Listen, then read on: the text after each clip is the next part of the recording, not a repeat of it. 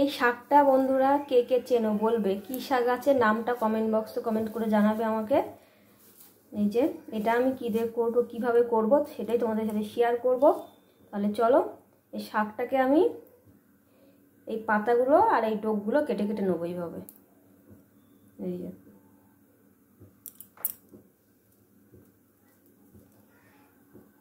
যে তাহলে চলো পুরো কেটে আসছি। এই দেখো বন্ধুরা শাকটা কিন্তু আমি এইভাবে নিয়ে নিয়েছি, এই যে খুব বেশি নেইনি।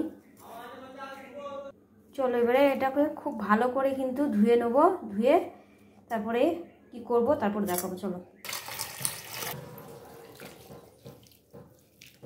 দেখো শাকটা ধুয়ে নিয়েছি, ধুয়ে এবার কড়াইতে দিয়ে দিয়েছি জল। এই যে এটার মধ্যে কিন্তু আমি আলু দেবো, আলুটাকেও ভালো করে ধুয়ে বেশ ইয়ে করে নিয়েছি, এই যে ঝিরিঝিরি করে নিয়েছি। এবার চলো তাহলে কড়াইতে দিয়ে দেবো।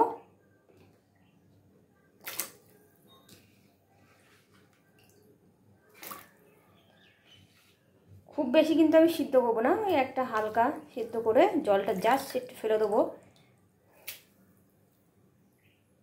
চলো এই যে বসিয়ে দিয়েছি, খুব সামান্য দিয়ে দেবো নুন।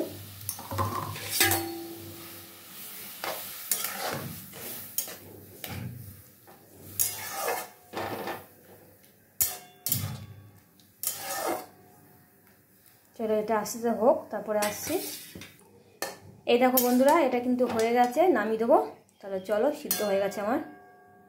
চলো কড়াই আমার হয়ে গেছে, দিয়ে দেবো সর্ষের তেল।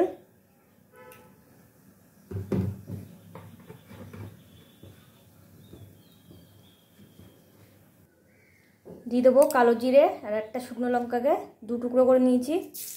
ফোড়ন দেবো, দিয়ে দিলাম। ফোড়নটা আমার হয়ে গেছে, এবারে সিদ্ধ করা আলু আর শাকটা দিয়ে দেবো।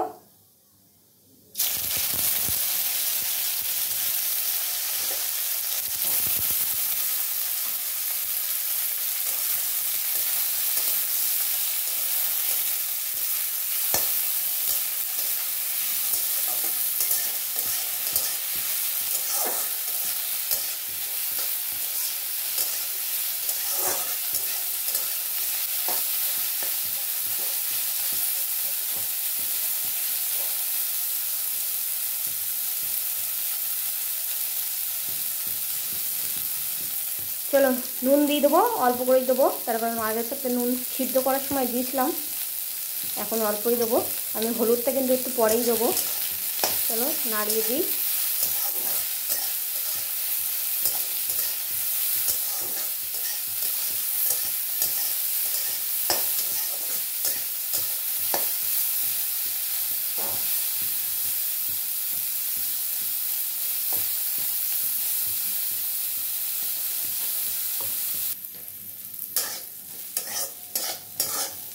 চলো বন্ধুরা কিছুক্ষণ নাড়ি চাড়িয়ে নিয়েছি। এটা আলুটা হালকা তো সিদ্ধই ছিল, হয়ে গেছে।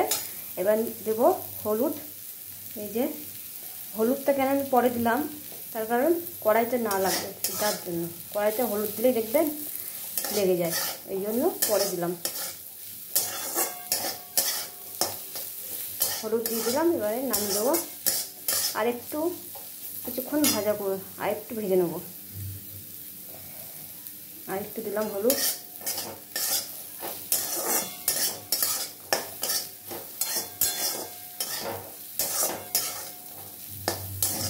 চলো আর কিছুক্ষণ আর একটু নেড়ে নিই, আর একটু আলুটা বাকি। চলো তারপরে আসছি। চলো বন্ধুরা শাক ভাজা কিন্তু আমার হয়ে গেছে। আমি চিনিটা দিলাম না, অ্যাভয়েড করলাম, তোমরা চাইলে দিতে পারো। তাহলে চলো এটা আমার কমপ্লিট হয়ে গেছে, নামিয়ে দেবো। যারা এই শাকটা খাওনি দেখতে পারো। আর হ্যাঁ এই শাকটার কী নাম আছে আমি বললাম না, তোমরা বলবে আমাকে কমেন্ট বক্সে কমেন্ট করে যে এটা কী শাক আছে, কে কে চেনো এই শাকটা। তাহলে চলো সবাই খুব খুব ভালো থেকো। তাহলে চলো টাটা।